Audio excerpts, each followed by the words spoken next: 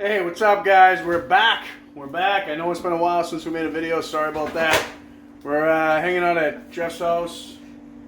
I just got here. I don't know what we're cooking, but I'm going to flip the phone around so you guys can see the ingredients because in Corn flake chicken fingers. In typical Jeff style, I don't think this is going to be, how do you call it? Real easy and simple. But let's straightforward and simple. Let's take a quick look at what his ingredients are. We're gonna make the corn flakes. Sounds like simple chicken fingers, and we're just gonna do 1, 2, 3, 4, 5, 6, 7, 8, 9, Such an asshole. 10, 11, 12, 13, 14, 15. Is that 15 ingredients for corn flakes? Does that sound right, Jeff? Did I count them right? Did you get this? I did get that. All right.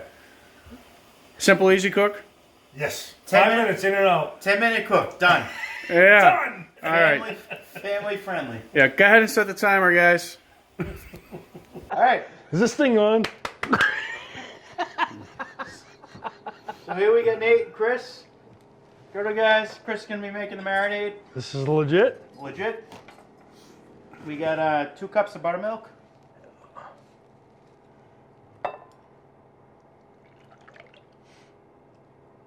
Two cups. 2 cups. And we got roughly a teaspoon or so of garlic powder. And then this is optional, but cayenne pepper, just to spice it up a little bit. Good stuff. This is what makes it good right here.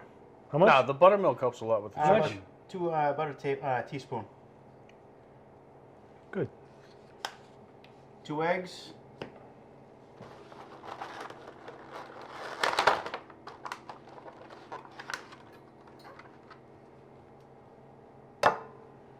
Why are you putting eggs in the marinade?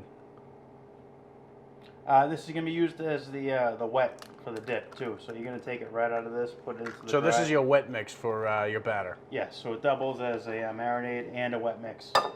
That's nice. Save on a dirty pan, right? Keep it simple with my 18 ingredients, And now I get the whisk. and then whisk it together. Nothing you cook is ever simple, dude. While Chris There's is doing always that- way too many ingredients.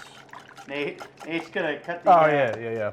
Nate, what are you doing? I'm just pulling the tenderloin out of these chicken tenders. So my technique is... Tenderloin? Is that a steak in there?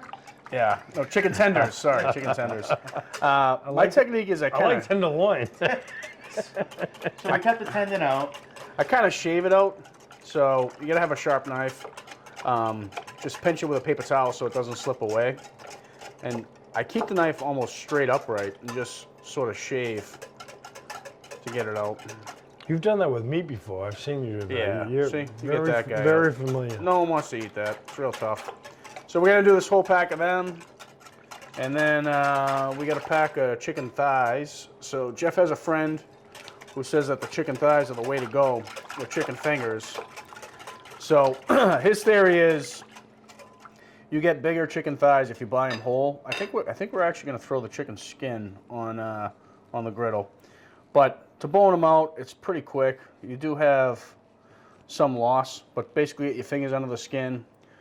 Pull this back. There's a nice layer of fat right where the skin on this end meets the meat. So I like to leave that there. Jeff may want to trim it out, but flip it over, get to the underside, and just run your knife along one side. When you get to either end, right, you have a bone nub, so you're not going to be able to get all that meat. Run it along the other side, and then kind of get your finger under it, like that. Without slicing it off. Just once you know where the bottom of the bone is, slip your knife through, and just run up it, and work your way around the nub at the end. So now we just have the last piece, the last part of the bone to get out, you moron. And it's the same thing. You just run the blade of your knife around, take it off. So this is good for stock. Roast that in the oven, make a nice chicken stock out of it. But there's your boneless, skinless chicken thigh. Probably cut it this way, right, Jeff? You thinking that for chicken fingers, or what were you thinking? I was planning on cutting the tenders in half, just to make them smaller, and then size it up to be about the same. So I'm thinking, Yeah, either half or thirds. okay, all right. I'm gonna work through those. Chris, you're gonna get them in the marinade? Batter? Yeah. So It's a batter. once he has those cut up, we're gonna throw them in the marinade or batter. It's not really a batter. It looks like one. Did I do something wrong? For like 2 to 4 hours, and then we'll get to breading them. Key to this cook is going to be that we're using cornflakes, so that'll be a little different. It gives you a little extra crisp, a little extra flavor, a little different texture, and we'll see what happens. All right, so guys, you just saw us prep the chicken. So we got the chicken tenders in the fridge and the thighs in the buttermilk. It'll be interesting to see the flavor difference. While that's marinating, Chris is whipping up a raising cane sauce, which is something Jeff found online. Raising being like raising a child, R-A-I-S-I-N-G. So the ingredients in this, and Jeff will put them in the description, but it's basically a cup of mayo, a third of a cup of ketchup, half a teaspoon of Worcestershire sauce, some garlic salt, some lemon juice, and a lot of black pepper. While Chris is doing that, I got to give a shout out to a couple of our younger viewers. I've got JT and Christian that have tuned in, and we really appreciate you guys checking out the channel. We appreciate you watching, and we think it's really cool that you're interested in cooking. Hopefully, you get a griddle for Christmas. So thanks for tuning in, and we will see you guys down at the griddle when we're ready to cook this.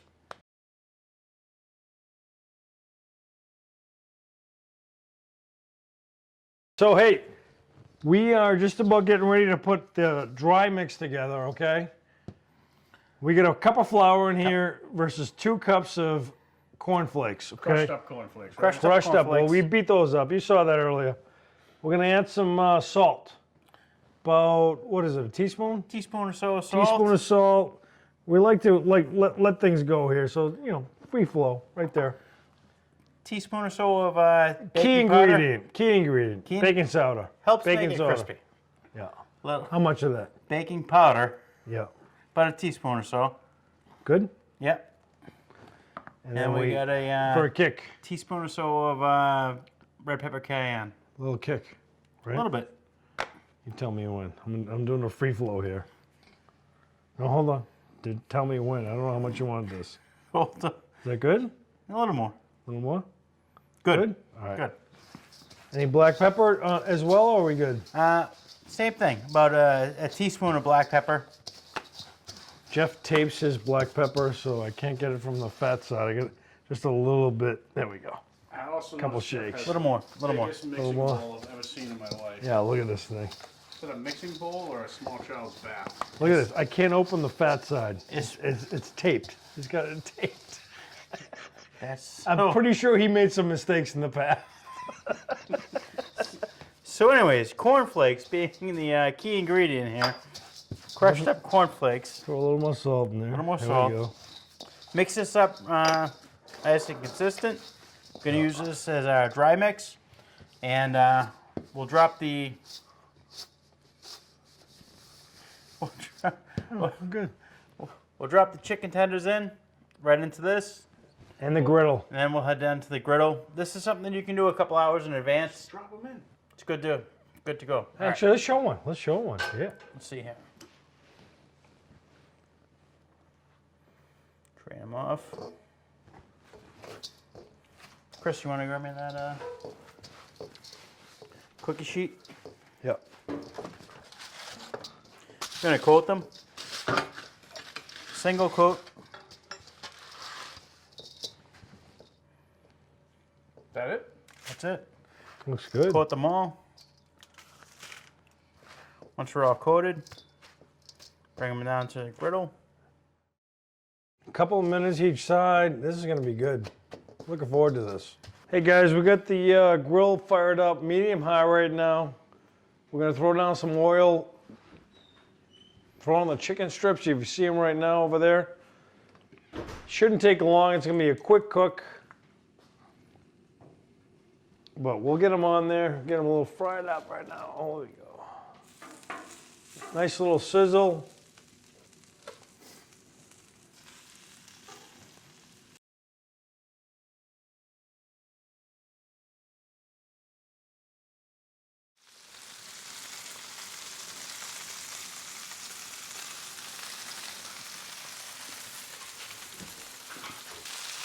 So these are got the nice golden brown right now that we like to see. Look at that. That's good. Perfect. Jeff, you getting a close up on that? That's good right there. Look at that. It's only about 4 minutes, 5 minutes on medium high.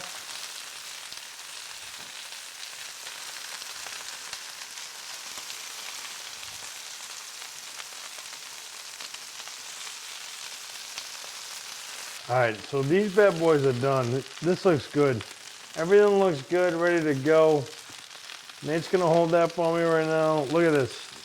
Beautiful. Perfect. About 4 or 5 minutes on each side. Yeah, probably 4 minutes, closer to 4 than 5, but yeah, I agree. They look good. Everything looks awesome.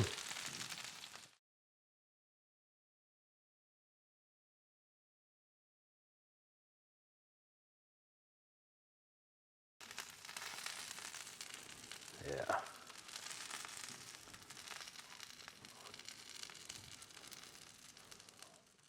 All right, guys. So we got the Kellogg's Corn Flakes chicken fingers, and local restaurant did that, and I've kind of copied the recipe, and it's pretty good.